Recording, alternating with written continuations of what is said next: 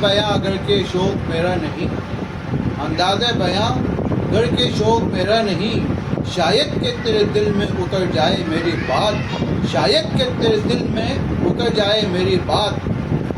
آج اور جمعہ حضرت علامہ طاہر حسین شیخ اور قادری امام و خطیب جامع مسجد عثمانیہ گل احمد چورنگی میں بعد نماز جمعہ میں امام صاحب نے زبردست بیان کیا۔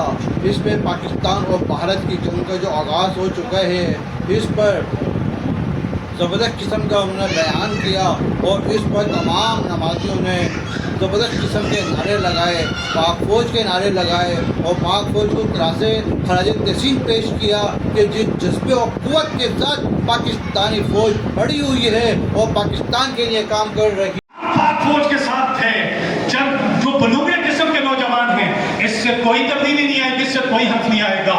الحمدللہ ہم سنی ہیں، ہم یا رسول اللہ والے ہیں، مصطفیٰ کے صحابہ کو ماننے والے ہیں، مصطفیٰ کے اہل بیت کو ماننے والے ہیں، اور پاکستان کے تحفظ کے لیے ہر قسم کی قربانی دیں گے۔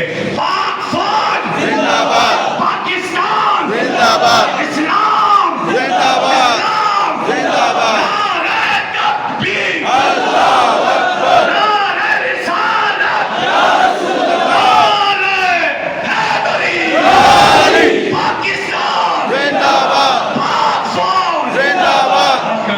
الحمدللہ رب العالمین، سنت عطا فرما۔